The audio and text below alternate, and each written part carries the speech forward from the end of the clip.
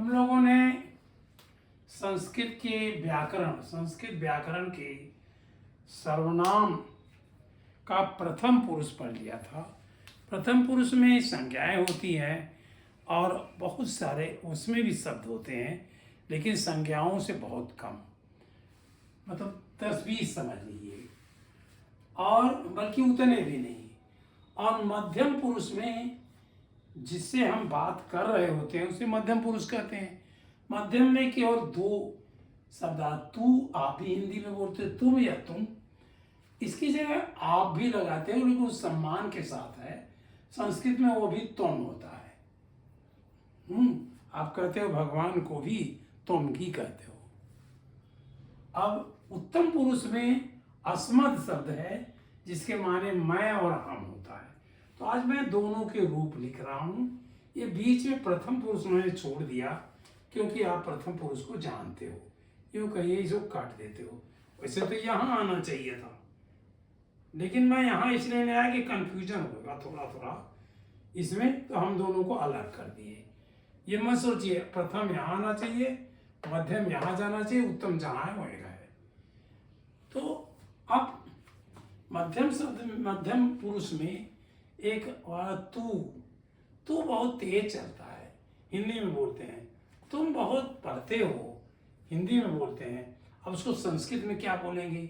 और संस्कृत में प्रथमा कर्ता कारक, द्वितीया कर्म कारक, तृतीया करण कारक, चतुर्थी संप्रदान कारक, पंचमी उपादान अपादान कारक, षष्ठी संबंध कारक, सप्तमी अधिकरण और अष्टमी नहीं होती है। इनमें भी नहीं होती है। मैं आपको तुम को हे तुम सुनो, हे तुम ये नहीं कहूँगा।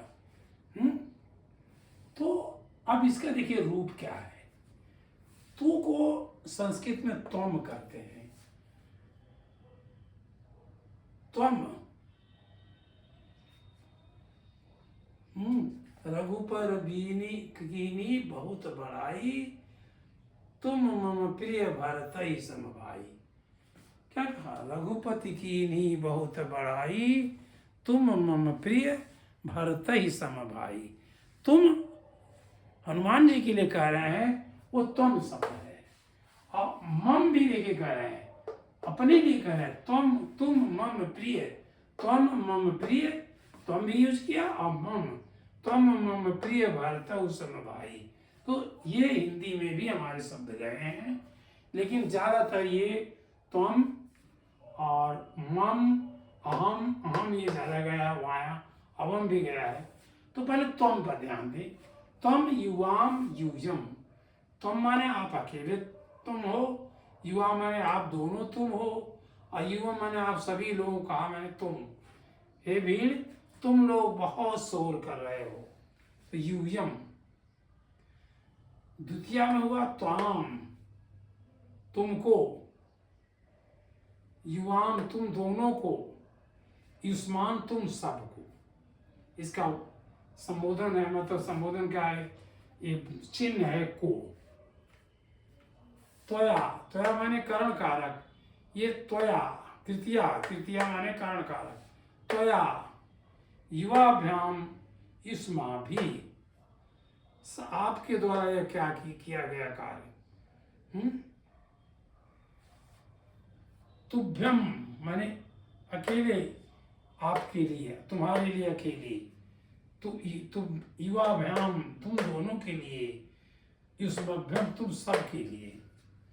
पंचमी अपादान, तुम सब यहाँ से चले गए, तो यहाँ से चले गए। अब पंचमी अपादान है।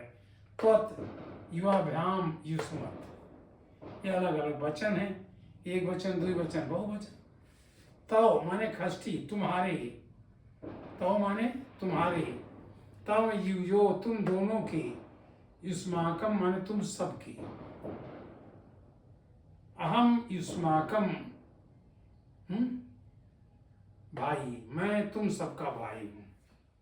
अहम युष्माकम भ्राता अस्मि, मैं आप सबका भाई हूं। अहम उस्माकम शिक्षक अस्ति, मैं आप सबका शिक्षक हूँ। तो ही माने सप्तमी है अधिकरण, जहाँ जाता है कोई व्यक्ति, जिस जगह वो लगता है, जिस जंगलम जंगली, तो वह त्वयि, मध्यम पुरुष में तुम का त्वयि, त्वयि यूयो स्मासु। देखिए काफी कुछ मिला हुआ है, ऐसा नहीं है कि एकदम मिला है, लेकिन ये बालक से कुछ कुछ मिला तो है। तो आप अगर बालक का याद किए हैं तो इसमें भी थोड़ी आपको सहायता मिलेगी, लेकिन ये आपको जरूर याद करना है। 10 बार पढ़िए, याद हो। तम युवाम युवम त्वाम युवाम स्मान त्वया युवा भाम स्माभि, हैं तुभ्यम युवाभाम तुस्म्यभ्यम त्वत् युवाभाम युष्मत् तव युयो युष्माकम त्वयि युयो युष्मासु। ऐसे अब आते चलिए उत्तर पुरुष पर आ जाते हैं। अस्मद शब्द है, अस्मद का मतलब होता मैं या हम, दोनों के लिए एक ही है। यहाँ आप भी है, तुम है, सब है। यहाँ भी अस्मद में सब है।